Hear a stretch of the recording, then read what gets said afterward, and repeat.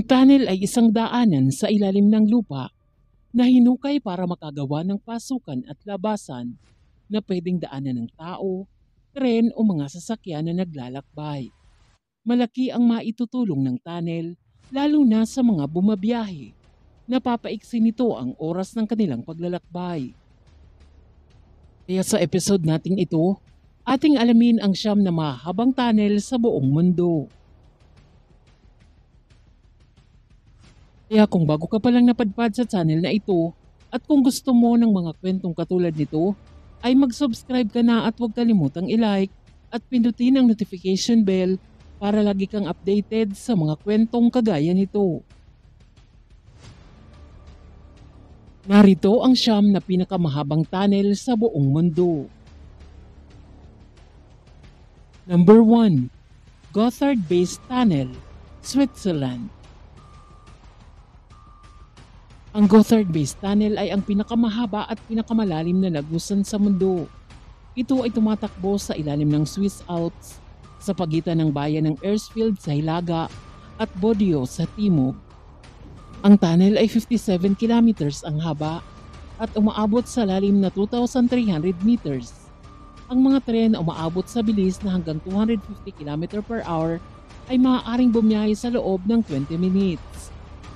Ayon sa Swiss Travel System, nakatulong ang tunnel na ito na mabawasan ang oras ng paglalakbay sa pagitan ng Zurich, Switzerland at Milan, Italy ng 1 oras. Number 2. Sikan Tunnel, Japan.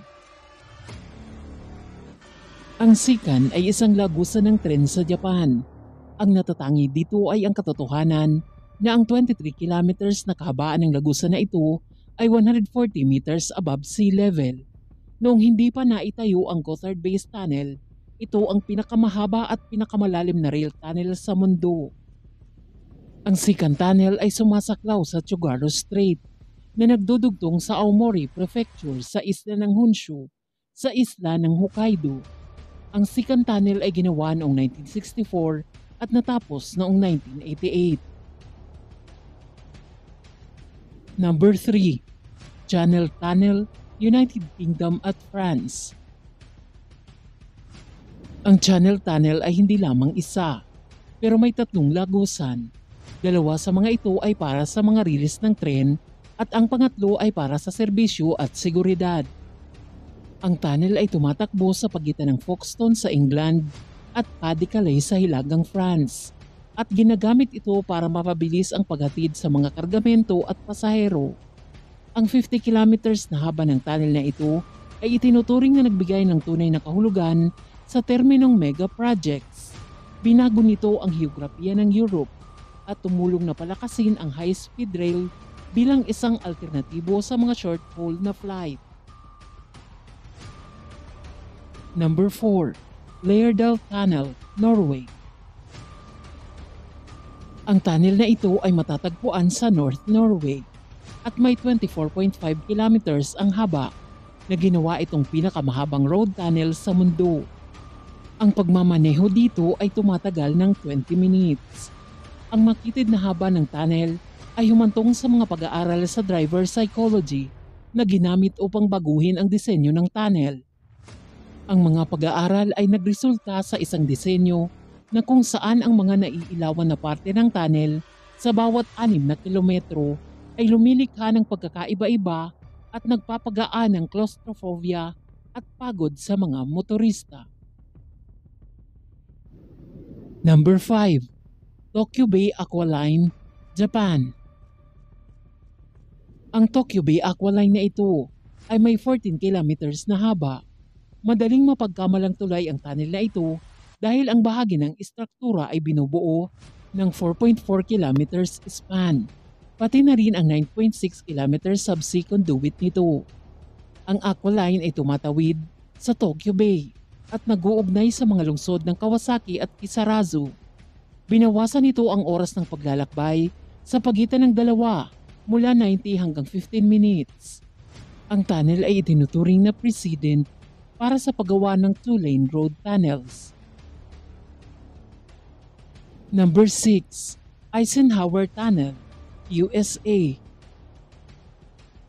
Ang Eisenhower Road Tunnel sa Colorado ay may haba na 2.72 kilometers at isa sa pinakamataas na tunnel sa mundo na matatagpuan 3,401 meters above sea level.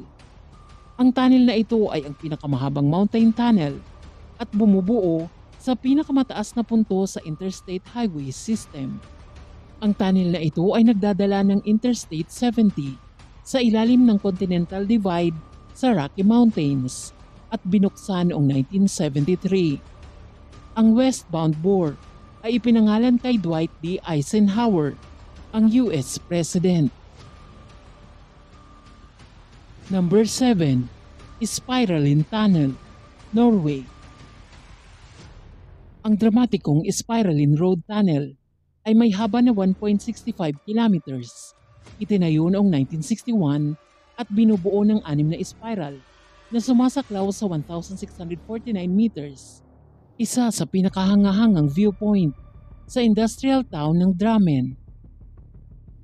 Ang tunnel ay naghahatid ng isang dramatikong tanawin ng Drammen Valley. Number 8. Gulyang Tunnel, China. Ang Gulyang Tunnel ay may habang 1.2 kilometers. Bago ang pagtatayo ng kahangahangang lagusan na ito, ang tanging paraan upang mapuntahan ang nayo ng Gulyang ay sa pamamagitan ng isang makitid na landas na inukit sa gilid ng Taihang Mountains noong 1972. Kaya nagpasya ang isang grupo ng 13 taga-nayon na gumawa sila ng tunnel at hinukay nila gamit ang kanilang mga kamay. 3 taga-nayon ang namatay sa panahon ng pagtatayo nila ng tunnel. Sa paggawa nila ng tunnel ay binago ng tunnel ang nayon at naging isang atraksyong panturista na ito. Number 9. Smart, Malaysia. Ang tunnel na ito ay may habang 9.7 kilometers. Ang pinakamahabang tunnel sa Malaysia. Ito ay itinayo upang malutas ang problema ng flash flooding sa Kuala Lumpur. Ang SMART ay isang acronym para sa Stormwater Management and Road Tunnel. Maaaring gumana ang SMART sa 3 paraan.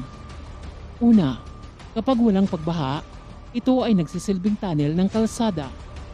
Pangalawa, kapag may mga baha, ang tubig ulan ay maaaring ilihis sa isang mas mababang channel at ang itaas na level nito ay mananatiling bukas sa trapiko.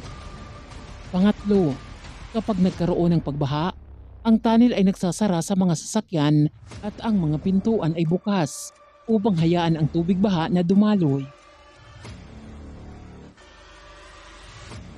Ano ang masasabi mo sa ating kwento ngayon? I-comment mo lang ang iyong opinion at ating babasahin.